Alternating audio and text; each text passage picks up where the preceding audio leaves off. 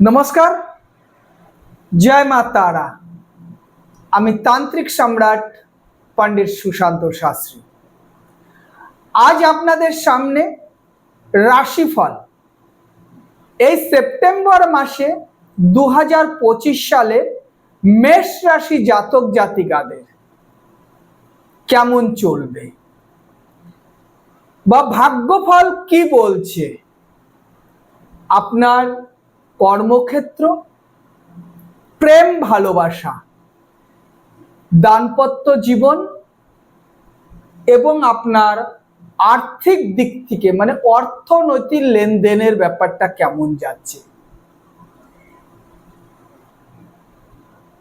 এই সেপ্টেম্বর মাসটা মেষ রাশি জাতক জাতিকাদের কোন বারটা শুভ, কোন সংখ্যাটা শুভ সংখ্যা, কোন রংটা আপনার সুইটেবল রং হবে, সেই রংটা ইউজ করে আপনি যদি কোনো কর্মস্থানে যান বা কোনো ব্যবসা বাণিজ্য বা কোনো কন্ট্যাক্ট ফাইল করতে চান, তাহলে সেটা কেমন হবে।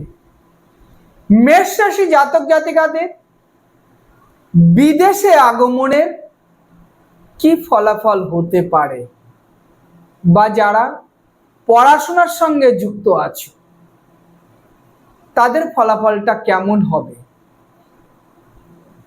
এই সম্পূর্ণ বিষয়গুলোর উপরেই মেষ রাশি জাতক জাতিকাদের সেপ্টেম্বর 2024 ভাগ্যফল কি বলছে সেই নিয়ে আলোচনার বিষয়। সম্পূর্ণ ভিডিওটা আপনারা দেখবেন এবং নতুন নতুন ভিডিও পাওয়ার জন্য বেল আইকনটাকে ক্লিক করবেন। আর আপনি যদি মেষ রাশি জাতক বা জাতিকা হয়ে থাকেন, আমার এই ছোট্ট ভিডিওটা দেখার পরে যদি আপনার কিছুটা ঠিক লেগে থাকে বা কিছুটা যদি বেঠিক লেগে থাকে, আপনি আমার কমেন্ট বক্সে লিখে পাঠাতে পারেন। সবাইকে আমি 3 ঘন্টার মধ্যে কিন্তু ফিডব্যাক দিয়ে দিচ্ছি। যাদের ফোন নাম্বার দিয়ে দিচ্ছে আমি নিজে কন্ট্যাক্ট করে তাকে ফোন করে তার সঙ্গে কথা বলে নিচ্ছি যে হ্যাঁ এই জায়গাটায় তোমার এই সমস্যাটা দেখা দিচ্ছে। সেই জন্য বলছি লাইক শেয়ার সাবস্ক্রাইবারটা অবশ্যই করবেন। আসুন মূল বক্তব্যতে আসা যাক। মেষ রাশি জাতক জাতিকারা কর্মক্ষেত্রে নতুন দায়িত্ব আসতে পারে। মানে আপনি যে জায়গাটায় কর্ম করছেন, আপনি সার্ভিস করতে পারেন, সরকারি জব করতে পারেন, কোনো কারখানায় কাজ করতে পারেন বা কোনো কন্ট্রাক্টরের আন্ডারে কাজ করতে পারেন বা নিজেরও কোনো ব্যবসা হতে পারে। সেই ব্যবসা বা সেই কর্মস্থানে এই সেপ্টেম্বর মাসের থেকে কিন্তু আপনাদের শুভ এবং কর্মে পদ উন্নতি, ব্যবসায় উন্নতি। মেষ রাশি জাতক জাতিকাদের এই 2025-এ কর্মফল কিন্তু খুব ভালো। মেষ রাশি জাতক জাতিকাদের একটা কথাই বলবো, অর্থ লেনদেনে খুব সতর্কতা থাকতে হবে। আপনি আপনার জানাশোনা বা আপনার পরিচিত বন্ধু বান্ধব বা রিলেটিভ যার সঙ্গেই আপনি লেনদেন করতে যাবেন বা অর্থ দিয়ে সাহায্য করতে যাবেন, আপনি কিন্তু বিপদে পড়ে যাবেন। আপনি কিন্তু বিপদে পড়ে যাবেন। টাকা দিলেই কিন্তু সেই টাকা ফেরতের অযোগ্য হয়ে যাবে এবং টাকা দেওয়ার পরে মানসিক অশান্তিতে আপনি ভুগতে হবে এবং এরকম হতে পারে রিলেশনেও একটা ছেদ হয়ে যেতে পারে। তা সেই জন্যই আর কি বলছি যে আপনারা আপনার পরিচিত বন্ধু বান্ধব বা আত্মীয় স্বজন বা নিজের পরিবারের সঙ্গেও যদি লেনদেন করতে হয়, মানে পরিবার বলতে নিজের ভাই ব্রাদারের মধ্যেও যদি আপনারা লেনদেন করতে চান, যদি দেখেন যে এই লেনদেনে আপনার কোনো আর্থিক লাভের কোনো ব্যাপার আছে, তাহলে আপনি লিখিতভাবে কোনো কাগজ কলম বা স্ট্যাম্পের উপরে লিখিতভাবে আপনি কিন্তু পয়সা লেনদেন করতে পারেন। যদি আপনি কোনো সিনথেটিক দেখিয়ে বা কোনো মায়া মমতার জালে জড়িয়ে যদি আপনি পয়সা দিয়েছেন, তাহলে আপনি বিপদে পড়ে যাবেন। সেই জন্য মেষ রাশি জাতক জাতিকাদের কিন্তু খুব সতর্ক থাকতে হবে। কারণটা কি দেখুন, একবার অর্থ যদি আপনার হাতের থেকে চলে যায়, সেই অর্থ কিন্তু আপনাকে অশান্তিতে টেনে নিয়ে আসবে। এটা কিন্তু খুব জরুরিভাবে বলা হচ্ছে। আপনি যদি আমার কথা না শুনে যদি পয়সা দিয়ে বসেন, তখন কিন্তু বলবেন যে স্যার কিন্তু আমাকে বলেছিল যে এই সময়টা পয়সা বা অর্থ লেনদেন না করাটা ভালো, দিয়ে কিন্তু আপনি পস্তাবেন। মেষ রাশি জাতক জাতিকাদের প্রেম বা দাম্পত্য জীবনে ছোট্ট ছোট্ট কিছু ব্যাপার নিয়ে ভুল বোঝাবুঝি হয়ে যেতে পারে এবং শান্তির সংসারে কিন্তু অশান্তি হয়ে যেতে পারে। এবং মেষ রাশি জাতক জাতিকারা কিন্তু এই প্রেম বা দাম্পত্য জীবনে কিন্তু এই সময়টা খুব সতর্ক। আপনি যদি মেষ রাশি জাতক হয়ে থাকেন বা জাতিকা হয়ে থাকেন, আপনার যে বন্ধু বা আপনার যে হাজবেন্ড সে যদি অন্য রাশির হয়ে থাকে, সে যদি আপনাকে ভালো মন্দ কথা যদি বলে থাকে, সব থেকে বুদ্ধিমানের কাজ হবে আপনি চুপ করে যাওয়া।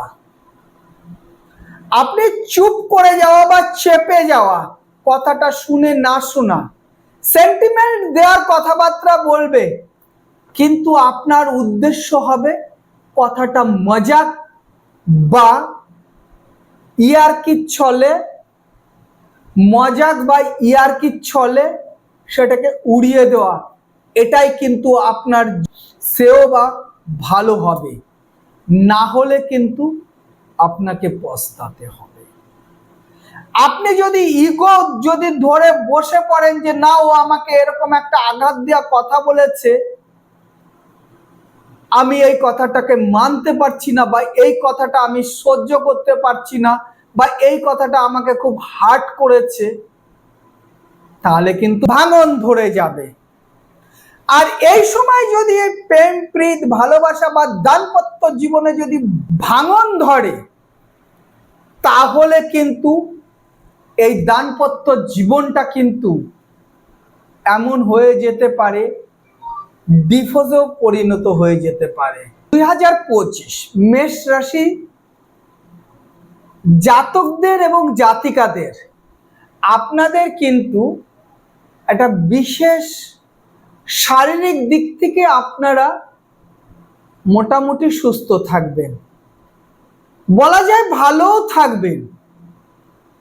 কিন্তু একটা জিনিস কি জানেন তো, আপনাদের কিন্তু প্রচন্ড টেনশন,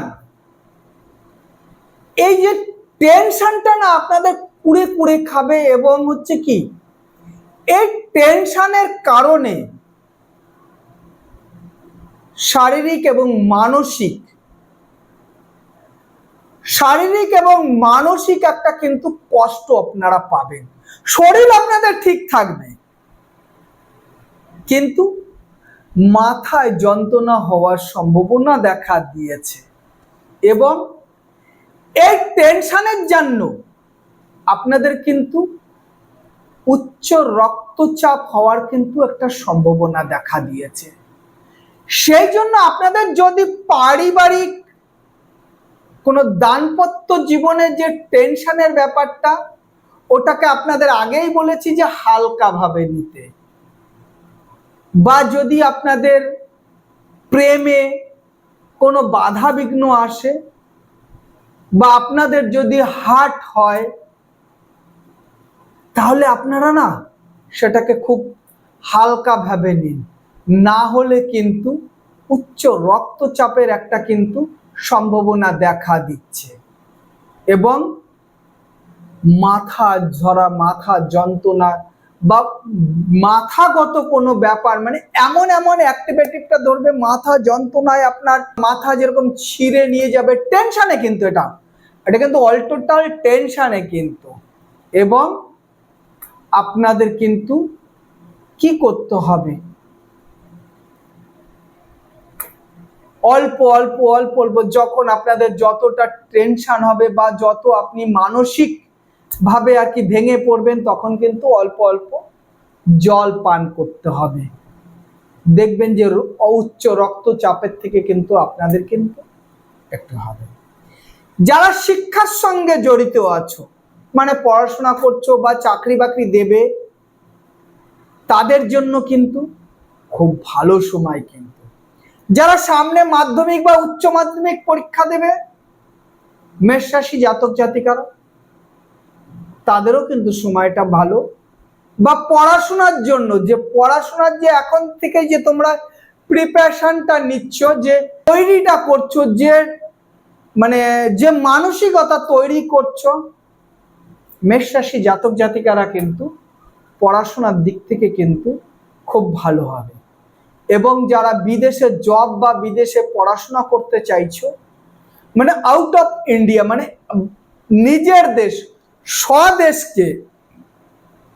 স্বদেশকে ছেড়ে বিদেশে, যেমন বাংলাদেশিরাও যদি ইন্ডিয়াতে পড়তে আসে, বা ইন্ডিয়ার মানুষরা দুবাই বা অস্ট্রেলিয়া, যেখানে জাপান, রাশিয়া যেখানটা পড়তে যাবে, পাকিস্তানের লোকরা অন্য অন্য দেশে, যদি আপনি মেষ রাশি জাতক হন বা জাতিকা হন, আপনি যে দেশে আছেন সেই দেশের থেকে অন্য দেশে পড়তে যাবেন, পড়াশোনার ব্যাপারে আপনার কিন্তু খুব ফাইন।